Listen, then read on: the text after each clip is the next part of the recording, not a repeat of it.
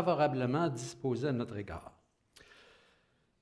Mais avant d'aller plus loin, j'aimerais juste dire un mot pour Richard là, qui nous a dit que, qui nous a dit que ça allait mieux dans la pratique. Là. Je veux juste te dire, Richard, que quand je prépare mes notes, je les relis toujours chez nous avant la prédication. Ça va toujours mieux chez nous dans mon bureau. Toujours. C'est tellement plus facile.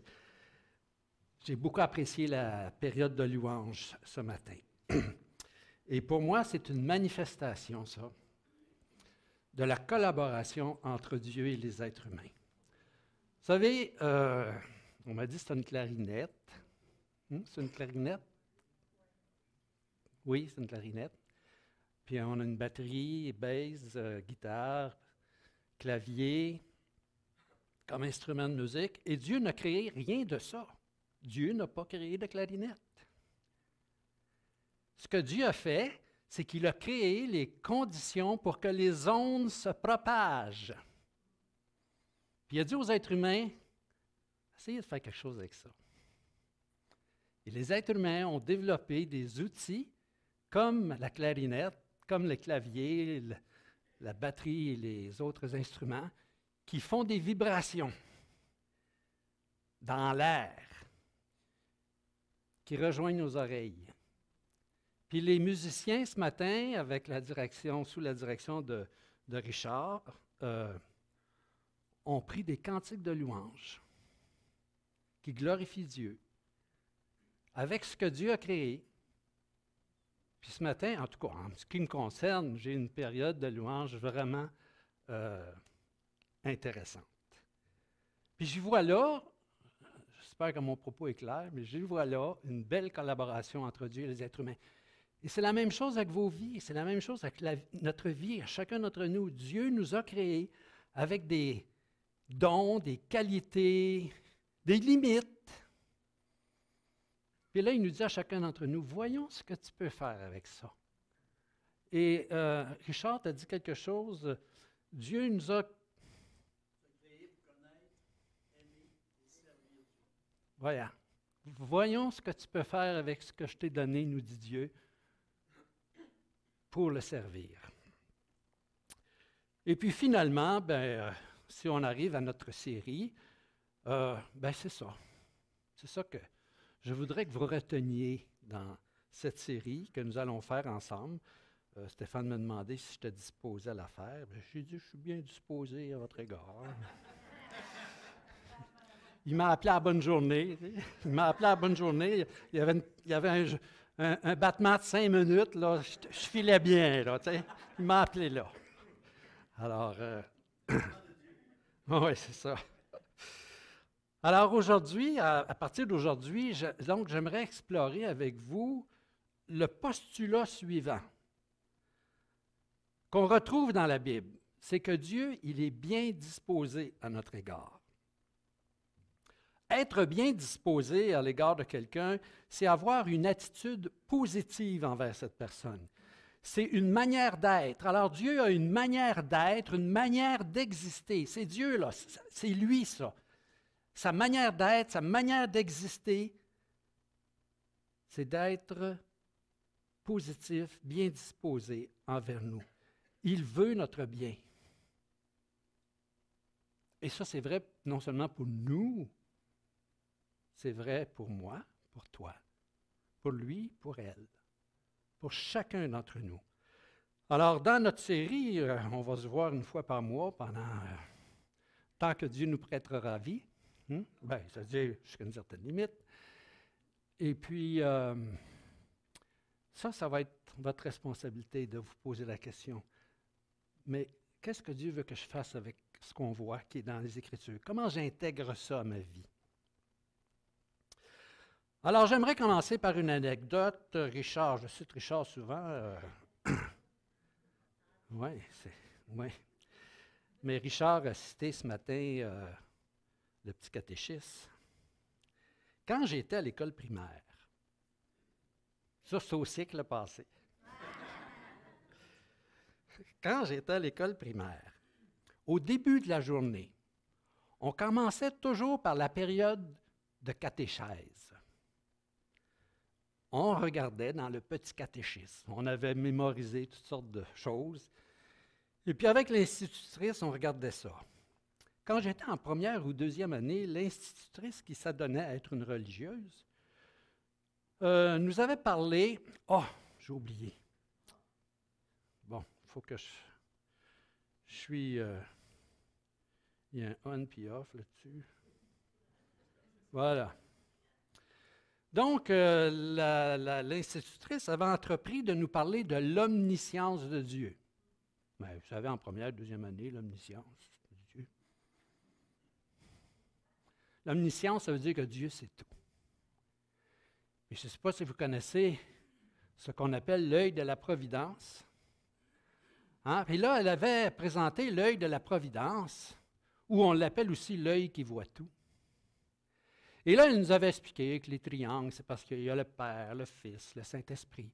L'œil dans le milieu, ça veut dire que Dieu nous voit. Il est omniscient.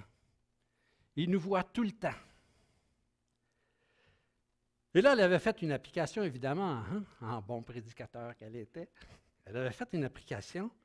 Dieu voit tout, même vos actions cachées, que votre professeur ne voit pas, que vos parents ne voient pas. Dieu les voit. Vos mensonges, vos tricheries, vos vols, vos mauvais coups. Ah, là, l'homme avait rejoint. Dieu voit tout. Et comme chaque enfant répond selon sa propre sensibilité, j'ai développé une image d'un Dieu qui exige, qui surveille, qui juge. Plus tard, comme adolescent, dans ma période plus contestataire, je me représentais Dieu d'une façon un peu farfelue, humoristique, je dirais ironique, peut-être sarcastique. Je me représentais Dieu comme un juge, assis sur un nuage, nous surveillant des cieux avec sa verge de correction. Ça, c'est l'image de Dieu que j'avais. Dans ma vision du monde, Dieu n'était pas vraiment bien disposé envers moi ou envers les êtres humains. Et mon expérience du christianisme, jusque-là, était, en tout cas à ce moment-là, était négative. Finalement, pour corriger cette représentation de Dieu, comme la plupart des Québécois et des Québécoises de la Révolution tranquille, j'ai rejeté Dieu et le christianisme. C'était une façon de corriger cette lourdeur que je sentais par rapport à la religion, au christianisme et à Dieu. Évidemment, je suis revenu à Jésus-Christ plusieurs années plus tard, à l'occasion d'une relecture du Nouveau Testament, suite à l'invitation de certains de mes amis, dont Robert Dagenet, que vous connaissez pour beaucoup d'entre vous. Alors, pour moi, la prise de conscience que Dieu est favorablement disposé à notre égard a été une expérience importante et transformatrice. Et je dois vous dire qu'il y a 51 ans, quand j'ai accepté le Seigneur, je n'ai pas pris conscience de ça comme j'en suis un petit peu plus conscient aujourd'hui. J'ai approfondi cette réalité-là. Et je dois vous dire que pendant une période de... Là, c'est juste nous autres, je ne dis pas ça à personne, OK? Pendant une longue période de ma vie chrétienne, et beaucoup de croyants et de croyantes vivent comme ça, leur vision de Dieu, ma vision de Dieu, c'est une vision d'un Dieu, oui, qui m'aime, mais qui n'est peut-être pas tout à fait bien disposé à mon... En tout cas, je ne savais pas... Juste pour vous dire que j'ai dû, enfin, avec les années, j'ai approfondi cette expérience de Dieu, que Dieu est bien disposé à notre égard. Donc, cette prise de conscience, elle s'est réalisée graduellement et elle continue de s'approfondir depuis une cinquantaine d'années. Aujourd'hui, pour explorer ce postulat que Dieu est bien favorablement disposé à notre égard, nous allons prendre comme point de départ un énoncé de Jésus, que Jésus a fait juste avant d'introduire un enseignement sur la prière pour ses disciples. Mais avant, j'aimerais vous dire qu'une fois que nous allons ce matin avoir établi le thème de la série, ce que nous allons faire dans les prochaines fois, c'est, à partir de ce thème-là, utiliser le thème comme des lunettes, n'est-ce pas? Puis regarder les Écritures, certains aspects des Écritures. Par exemple, quand ça va mal, est-ce que Dieu est encore favorablement disposé à mon égard? Ou c'est parce que j'ai fait quelque chose puis il est bien choqué après moi? Puis quand le ciel est fermé, ça vous est déjà arrivé, ça? Hein? Vous avez l'impression que le ciel est fermé, là? Ça veut-tu dire que Dieu n'est plus favorable à mon égard? Puis il a dit, là je ne prendrai pas Richard, je vais prendre Michel, tiens. Il a dit, hey, mon doux. Il a dit, hein? Mon doux. Ça n'a pas de bon sens, lui. M'en choisir, Dieu est Dieu. Il m'a laissé de côté pendant un bout de temps, là. Puis je vais me concentrer sur Annie, tiens. Non. Alors, on va explorer ces thèmes-là, à partir de ce thème-là. Différentes réalités des Écritures. Tout ça, parce que je veux que nous nourrissions notre vision de Dieu. Parce que si on nourrit comme il faut notre vision de Dieu, ça va transformer nos vies. Et nous allons vivre de façon différente, tant à l'égard de Dieu qu'à l'égard de nous-mêmes, qu'à l'égard des autres qui sont autour de nous. Bon. Donc, prenons le texte que je voulais lire avec vous. Là, on m'a dit qu'il y avait un bouton qui avançait et un qui reculait. Essayez de trouver le bouton qui avance.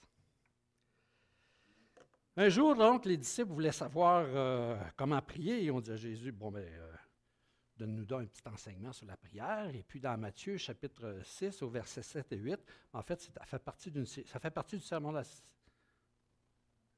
Merci beaucoup. Sermon sur la montagne. Et puis, il y a quelques enseignements sur la prière. Puis, à un moment donné, Jésus dit ça. Il dit à ses disciples, en priant, ne multipliez pas de vaines paroles, comme les païens qui s'imaginent qu'à force de paroles, ils seront exaucés. Ne leur ressemblez pas, car votre Père sait de quoi vous avez besoin avant que vous le lui demandiez. Alors, avec un tel énoncé, vous allez dire, bon, bien, probablement que vous pensez que je vais vous parler de la prière. Mon intention ce matin, ce n'est pas de parler de la prière, mais plutôt de vous amener à comprendre que tout ce que dit Jésus à propos de Dieu, dans les Écritures, repose sur cette prémisse. Dieu est favorablement disposé à notre égard. Et quand Jésus dit ça, il prend pour acquis que Dieu est favorablement disposé à notre égard. Et c'est pour ça qu'il dit ça à ses disciples. Et par conséquent, cela devrait influencer tous les aspects de notre vie. Alors, faisons quelques observations sur ce texte. Ce matin, voici comment on va procéder. En premier lieu, là, je vais faire quelques observations sur l'énoncé de Jésus. Puis ensuite, bien, je vais en déduire l'idée que je vous ai déjà annoncée, l'idée que Jésus se faisait de Dieu pour faire un tel énoncé. C'est-à-dire, quand Jésus fait un énoncé comme ça, quelle idée il a de Dieu? Comment il se représente Dieu? D'abord, j'aimerais diviser ce texte-là en sections, en groupes de mots. Les spécialistes, on appelle ça des syntagmes. Qu'est-ce que c'est qu'un syntagme? C'est tout simplement un grand groupe ou un petit groupe de mots qui se suivent et qui ont un sens. Regardez. En priant, c'est ça un syntagme. En priant. Hein? Quand vous êtes en train de prier. Ne multipliez pas de vaines paroles. Ça, c'est un autre syntagme. Hein? En priant. Ce n'est pas quand vous êtes en pêche, là. En priant.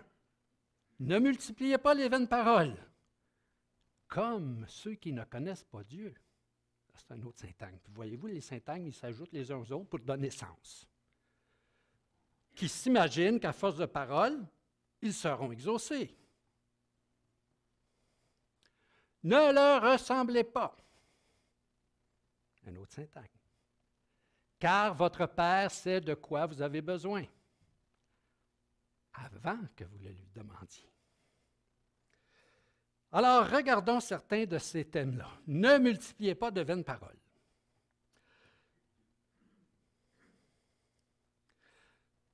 Matthieu, quand il a écrit ça, là, ne multipliez pas, ça écrivait plus vite. Dans le temps de Matthieu, ça écrivait plus vite. Il avait besoin juste d'un mot pour dire ça.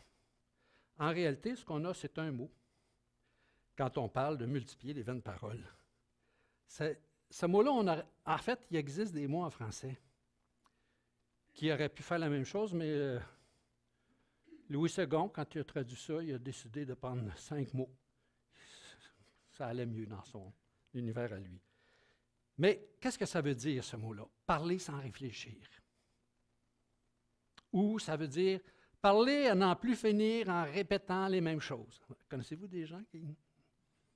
Ils parlent, puis ils répètent les mêmes choses. Ça fait une demi-heure, je parle avec cette personne-là, puis ça fait 3 fois qu'elle vous raconte la même histoire. Vous la rencontrez le lendemain, puis elle vous raconte encore la même histoire. Et là, on dit à ces personnes-là, arrête de rabâcher. En français, c'est ça. Oui. Ah, bon, ben voilà. Il faudrait que je la lise. Ça veut dire revenir sans cesse et sans cesse sur ce que l'on a dit. Alors, regarde. Tu vois, je corrige ça vite, moi, hein? En priant, ne rabâchez pas. Ne répétez pas sans cesse. Ensuite, comme les païens qui s'imaginent. Parlons un peu de s'imaginer, ce mot-là. On pourrait utiliser différents mots pour traduire le terme que Jésus a utilisé, mais que Matthieu a aussi utilisé dans son évangile. On aurait pu traduire ce terme-là par croire, tu sais, qui croit, qui pense, qui imagine, qui présuppose, qui présume, qui postule. C'est tous des synonymes. En fait, pas tout à fait. Ce n'est pas exactement des synonymes, mais c'est souvent comme ça quand on parle. Hein, dans une conversation, on utilise des mots, puis c'est des mots approximatifs. Ce n'est pas le sens exact. Pour avoir le sens exact, il faut faire comme Annie, quand elle fait de la traduction. Annie Brosseau, elle fait de la traduction. Là, il faut qu'elle choisisse le mot exact. Bon. Bien, les traducteurs, quand ils traduisent, ils choisissent un mot. Moi, je dirais, ce matin, vous allez dire, pour qui se prend-il pour remettre en question ce que Louis II a décidé de... Hein? Ben, c'est ça. C'est ça. Ma femme, elle a appris à vivre avec ça.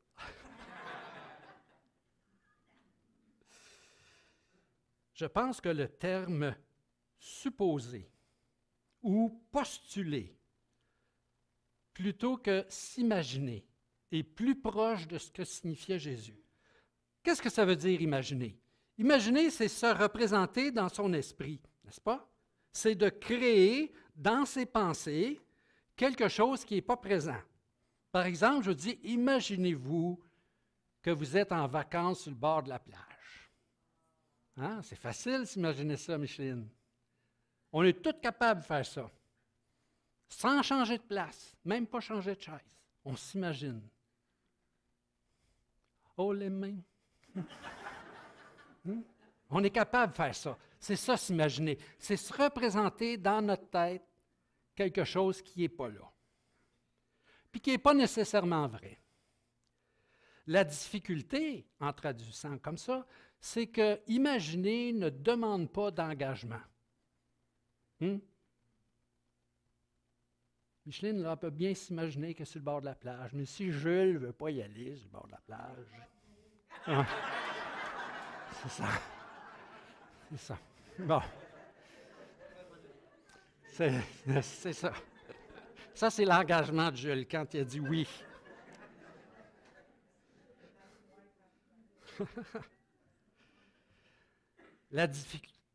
La difficulté, c'est qu'imaginer, généralement, ne nous demande pas d'engagement. On peut s'imaginer toutes sortes de choses. En fait, l'imagination n'a pas de... Hey, moi, je vais vous dire quelque chose. Je me couche le soir, là, puis des fois, je ne m'endors pas tout de suite. Puis là, j'imagine toutes sortes de choses. Puis là, hey, je peux imaginer des affaires impossibles. Je me dis, comment ça se fait que c'est là? Hein? Comment ça se fait que c'est là? C'est pas difficile d'imaginer parce qu'on peut dépenser bien de l'argent en imaginant. Ça ne nous engage pas.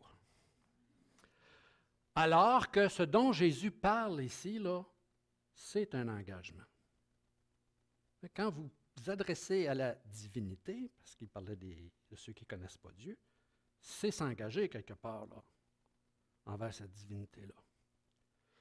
Tandis que le mot supposé, lui, a quelque chose d'engageant. Parce que le premier sens du terme supposé, c'est de tenir quelque chose pour vrai, pour véritable. C'est ça, supposé. En lui accordant une adhésion intellectuelle et parfois morale. Quand on suppose, on s'engage. Si je suppose que le plancher est solide, je vais m'engager. Mais si je suppose que ce n'est pas solide, je ne m'engage pas. Supposer, c'est de poser comme hypothèse, comme condition, c'est poser quelque chose comme hypothèse, comme condition nécessaire. Supposer qu'à force de parole, ils seront exaucés. Alors, ils posent comme condition nécessaire à leur exaucement qu'il faut dire beaucoup de paroles.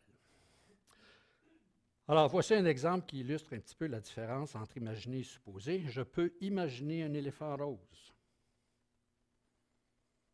Et si vous me demandez si je suppose que ça existe, je vais vous dire non. Et entre vous et moi, je vous le dis, je n'engagerai pas une scène, surtout pas ma vie, sur l'existence des éléphants roses, même si je peux les imaginer. Et même si je peux compter à mes petits-enfants qu'il y aurait des éléphants roses, là, puis grand-papa, il les a contrôlés, puis il les a dirigés vers le champ plutôt que vers le village, puis grand-papa, il a sauvé le village. Je peux m'imaginer tout ça. Mais ça ne m'engage à rien. Certaines choses que l'on suppose sont fondamentales. Elles servent de fondement à notre vision du monde, à notre manière de penser. Des choses qu'on suppose nous conduisent à un engagement. En fait, on pourrait dire présupposé, parce que ce sont des présuppositions. On base notre vie, nos actions sur les choses qu'on présuppose. On base notre vie, nos actions sur les présuppositions que nous avons. Par exemple, et encore là, comprenez-moi bien, on ne peut pas montrer scientifiquement, avec des éprouvettes, que Dieu existe. Vous pouvez prouver scientifiquement que l'eau gèle à 0 degré. Mais scientifiquement, on ne peut pas prouver que Dieu existe. On peut démontrer certaines choses puis dire, regardez, c'est tellement complexe que ça prend une intelligence divine derrière ça. Mais quand on dit que ça prend une intelligence, on postule, on suppose que derrière ça, il y a une intelligence. Mais ce n'est pas une démonstration. Vous me suivez? Alors, chacun et chacune d'entre nous, si vous êtes à l'Église ce matin, à moins que vous soyez visiteur et que vous êtes curieux, curieuse, vous présupposez que Dieu existe, puis vous basez votre vie là-dessus. C'est ça, ici, que Jésus dit ici. Ces gens-là basaient leur vie là-dessus. Bon, ça leur a-tu servi à grand-chose? Ça, c'est une autre question. Mais ils basaient leur vie là-dessus. Puis ils basaient tellement leur vie là-dessus qu'ils répétaient beaucoup de paroles pour être sûr d'avoir une réponse.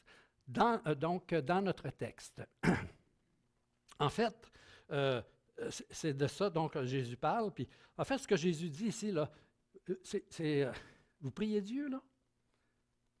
Sur quoi ça repose? Quand vous là, vous vous adressez à Dieu, sur quoi ça repose? Sur la foi? Mais votre foi, elle, qu'est-ce que... Hein?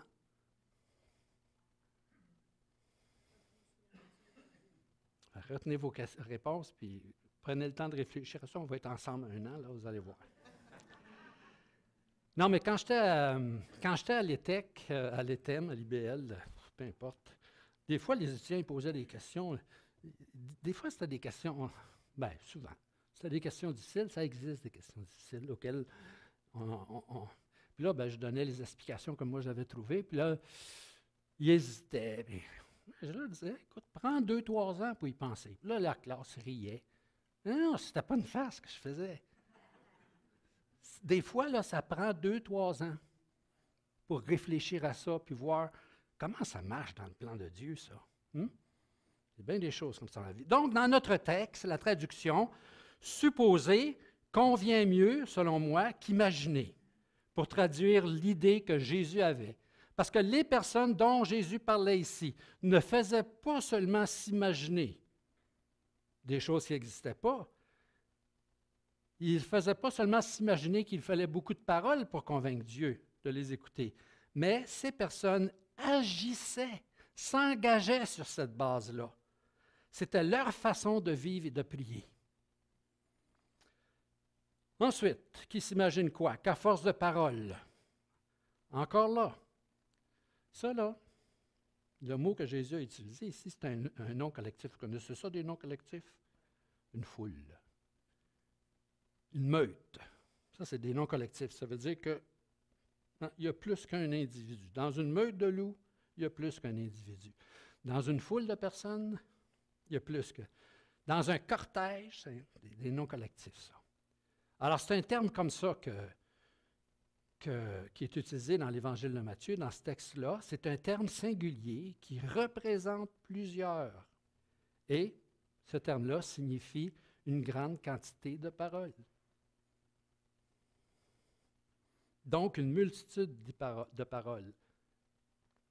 D'après vous, c'est une question rhétorique, vous n'êtes pas obligé de répondre. D'après vous, pour quelle raison les gens croient... Ah ben oui, vous pouvez répondre si vous voulez. Pour quelle raison les gens croient qu'avec une multitude de paroles, ils vont être exaucés? Pour quelle raison les gens qui répètent, font-ils cela en pensant qu'elles vont être exaucées? Il y en a qui murmurent des réponses. Personne n'ose dire ouvertement. Bien, c'est simple, c'est l'idée de la performance. Tu sais, si je mets le paquet, là, si je mets là 28 mots, peut-être que Dieu va me répondre. Mais si j'en mets 128, j'ai bien plus de chance. Puis si j'en mets 228, j'ai encore bien plus de chance. Puis si je les répète, les 228 fois, j'ai bien plus de chances que Dieu m'écoute. Voyez-vous, c'est la performance, ça revient aux œuvres. C'est en faire beaucoup pour attirer l'attention des divinités. Hey!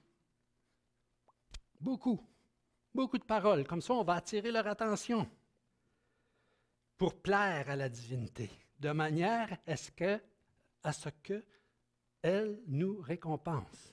Ah, Stéphane, il doit donc m'aimer. Hein? Stéphane, il doit donc m'aimer, dit Dieu, parce qu'il répète les prières, jour après jour, la même prière. Lui, il met 229 mots, il est mieux que moi. En espérant donc recevoir notre récompense. Dieu va bien voir que je suis sincère. Dieu va bien voir que je veux. Mais là, la question, c'est quand on agit comme ça, jusqu'où il faut performer? Est-ce que 228, c'est assez? Est-ce qu'on ne devrait pas plutôt aller à 338? Ou à 548? C'est quand assez, c'est assez? Êtes-vous capable de me le dire? C'est quoi la limite? Quand en avons-nous assez? Rappelez-vous l'histoire des prophètes... Attendez une minute, là. Par une multitude de paroles... Vous rappelez-vous les prêtres de Baal avec Élie? Hein? Il y avait une chicane, là, puis le peuple d'Israël voulait aller vers les Baals, qui étaient divinités. Il ne devrait pas avoir un S à Baal, là, il y a une faute. Il va falloir que je me parle pour me corriger. Puis il y avait Élie qui surveille Yahvé, Dieu, l'Éternel. Et puis là, il y a eu... Élie a fait venir les prêtres de Baal. Je pense que c'était 450. Puis il a fait venir le peuple. Puis aujourd'hui, on va avoir un concours. Et puis là, on va faire 2 autels, une pour Yahvé puis une pour Baal. Et puis on va dire aux prêtres de Baal, priez Baal pour qu'il fasse descendre le feu, pour brûler l'holocauste ou le sacrifice. Puis quand ils auront fini, moi, je vais faire une prière à Dieu, puis on va voir lequel des dieux. Bon. Fait que pour faire une histoire longue courte, les prêtres de Baal ont commencé le matin. Ils ont commencé tranquille, tu sais. Mais là, ils se sont aperçus que Baal ne répondait pas. Fait que là, ils se sont mis à danser, à crier, c'est ça que le texte dit. Et là, ils se sont aperçus que Baal ne répondait pas. Là, ils ont commencé à se faire des incisions, faire couler le sang. Parce qu'il fallait en mettre, là. Parce que si le sang coule, Baal va répondre. Non, mais tu sais, on se sacrifie pour lui. Il va répondre. Puis là, Élie, à midi, il a dit, hey, les gars, parce que c'était tous des gars. Il a dit, hey, les gars, reposez-vous. Bon, fait que là, il a fait toute une affaire, il a fait une courte prière, puis Dieu a répondu comme ça. Jusqu'où on va? Regardez l'autre verset ici. C'est dans Michée. Les gens se posent la question, quand est-ce que Dieu va agréer notre prière? L'Éternel agréera-t-il des milliers de béliers? Hein, il offrait des sacrifices. Des myriades, ça c'est des dizaines de milliers, de torrents d'huile. Tu sais, quel sacrifice on va faire? Donnerai-je pour mes transgressions mon premier-né? Non, mais c'est où la limite? Eux autres, ils étaient rendus là. Plusieurs béliers, plusieurs torrents d'huile, ça ne répond pas, bien, on va essayer, je vais offrir en sacrifice mon premier-né. Pour le péché de mon âme, les fruits de mes entrailles. Non, mais quand il n'y a plus de limite, là, puis que les divinités ne répondent pas, on en met, puis on gage encore plus fort, puis on gage, on va finir par gagner. Avouez, mon premier-né, avouez. Tous les fruits de mes entrailles, on offre des enfants en sacrifice. Voyez-vous la progression? De tous les temps, les religions ont inventé des rites, des rituels, des liturgies pour convaincre les divinités de leur prêter attention. Prêter attention à ceux qui les invoquaient. You, on est là. La preuve est qu'on a fait toutes sortes de choses. Alors, qu'est-ce que dit Jésus? Jésus, il dit, ne leur ressemblez pas. Il invite ses disciples à agir de façon différente. Et là, Jésus donne une raison. Jésus invite ses disciples à ne pas leur ressembler. Et quelle raison donne-t-il? Car votre Père, ne leur ressemblez pas, là. Cette surenchère d'œuvres, d'incisions, d'offrir. Oh, vous allez dire, Jean-Raymond, offrir nos enfants en sacrifice, ça ne nous est même jamais venu à l'idée, nous autres. Non, mais laissez l'idée de Dieu de côté, chassez Dieu de votre vie, et ces choses-là reviennent. Ces choses-là reviennent. C'est un retour au paganisme. Donc, ne leur ressemblez pas. Pourquoi? Car votre Père céleste, non, votre Père sait de quoi vous avez besoin avant que vous le lui demandiez. Ce que Jésus sous-entend ici, c'est que Dieu sait ce dont on a besoin et qu'il est bien disposé envers nous. C'est pour ça qu'on n'a pas besoin de multiplier les prières à n'en plus finir. Entendons-nous, ça ne veut pas dire qu'il ne faut pas prier. Mais prier en insistant, puis je ne dis pas qu'il ne faut pas répéter certaines prières. Nous, Francine et moi, on a des sujets de prière pour lesquels on prie quotidiennement. Ça, c'est la persévérance dans la prière. Mais on ne fait pas ça pour attirer l'attention de Dieu pour qu'il nous exauce. On fait ça, dans le fond, c'est pour dire à Dieu que c'est sur notre cœur, puis on aimerait qu'il intervienne dans telle situation. Avant même qu'on demande la chose qu'on a sur le cœur, Dieu sait, connaît notre besoin. Pas besoin de faire des coups de but. Pas besoin de faire un triple saut arrière ou un triple salto, là, quelque chose comme ça. Là. Hein? Non, je ne savais pas. L'enseignement de Jésus repose sur le fait que Dieu sait ce dont on a besoin avant même qu'on lui demande. Par conséquent, il ne sert à rien de multiplier les paroles qui deviennent vaines par répétition. J'ai dit précédemment, il y a quelques minutes, que de tout temps, les religions ont inventé des rites, des rituels, des liturgies pour convaincre les divinités de prêter attention à ceux qui les invoquaient. Parce qu'il y a toujours cette appréhension dans le cœur de l'homme ou de la femme, dans le cœur des êtres humains. Cette crainte que les divinités ne sont probablement pas bien disposées à notre égard, sont occupées à autre chose. C'est pour ça qu'Élie a dit, je ne sais pas si je l'ai dit tout à l'heure, mais Élie, là, il a dit au prêtre de Baal, il a dit, criez plus fort, peut-être qu'il dort, peut-être qu'il est parti en voyage, il s'occupait d'autre chose.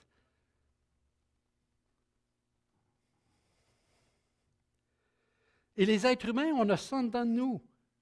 Dieu n'est probablement pas bien disposé, il est trop occupé, il s'occupe d'autres choses. Non, Jésus, il dit, regardez, ça ne sert à rien de multiplier les vaines paroles, de rabâcher. Parce que Dieu, il est bien disposé à notre égard. Dans une des églises où j'ai fait cette série, je me suis trompé. J'ai dit, ça ne sert à rien d'essayer de plaire à Dieu. Ça, ce n'est pas vrai. Parce qu'on peut plaire à Dieu. Mais quand je plais à Dieu, c'est parce que je lui obéis, je marche dans ses voies. Je vis comme un disciple de Jésus-Christ. Mais je ne fais pas ça pour le convaincre qu'il me porte enfin attention. C'est bien différent, ça. Essayer d'attirer l'attention de Dieu parce que je pense qu'il ne s'occupe pas de moi, puis vivre comme un disciple de Jésus-Christ parce que Dieu m'a aimé et qu'il m'aime. Ça, c'est une autre chose, par reconnaissance. Alors, donc pour Jésus, sa vision de Dieu, elle est différente de celle de ceux qui ne connaissent pas Dieu. Jésus sait que Dieu se préoccupe des êtres humains, qu'il n'a pas besoin qu'on le convainque de notre besoin. Dieu sait ce dont nous avons besoin avant que nous le formulions. Et on a cette même vérité ailleurs dans les Écritures. Prenons par exemple, pour nous, nous l'aimons parce qu'il nous a aimés le premier. Voyez-vous? Si j'aime Dieu, c'est parce que lui m'a aimé en premier. Je n'ai pas eu besoin de le convaincre. En fait, ça aurait été plutôt difficile. Mais Dieu m'aimait. Puis, si je l'aime, puis c'est vrai pour chacun d'entre vous, nous l'aimons parce qu'il nous a aimés le premier. C'est lui qui a pris l'initiative. Quand l'apôtre Paul écrit, c'est par la grâce que vous êtes sauvés, par le moyen de la foi, cela ne vient pas de vous. C'est le don de Dieu, c'est la bonne disposition de Dieu envers nous. La grâce, là, c'est ça la bonne disposition de Dieu envers nous. Ça ne vient pas de nous, ça. Dieu, il est constamment bien disposé envers nous. Mais ça, on va y revenir dans les prochaines fois, les prochaines occasions. Alors, en terminant, je vais juste dire une dernière chose. Disons que comprendre que Dieu est bien disposé à notre égard, c'est fondamental pour notre vie. Pendant cette série, ma tâche, ça va être d'amener mes 5 pains, mes 2 petits poissons, avec un petit peu de garniture, là, et de vous présenter ça. C'est-à-dire, ce que je signifie par là, c'est d'amener les vérités bibliques, puis de les présenter. Notre tâche collective à chacun et chacune d'entre nous, puis ensemble, notre tâche partagée, ça va être de réfléchir à ces paroles, à ces enseignements des Écritures, pour les intégrer à notre vie et pour vivre en conséquence. Alors, petit devoir pour le prochain mois, quand vous êtes pris dans le trafic sur l'autoroute, au lieu de chicaner après le Jeep en avant de vous, là, qui vient de vous couper, là, dites, regardez, je n'ai au moins pour 10-15 minutes ici, là. Alors, je vais utiliser mon temps à réfléchir. Qu'est-ce que ça veut dire pour moi que Dieu est bien disposé à mon égard? Et c'est en réfléchissant à ces choses pour vous-même que vous allez découvrir de plus en plus ce que cela signifie. Et si vous n'allez pas sur l'autoroute, disons, mais dans votre lit à 3 heures, là, quand vous vous réveillez, faites la même chose. Réfléchissez. C'est en méditant les vérités des Écritures qu'on réussit à les intégrer et à vivre en conséquence. Que le Seigneur puisse nous bénir dans notre marche avec lui.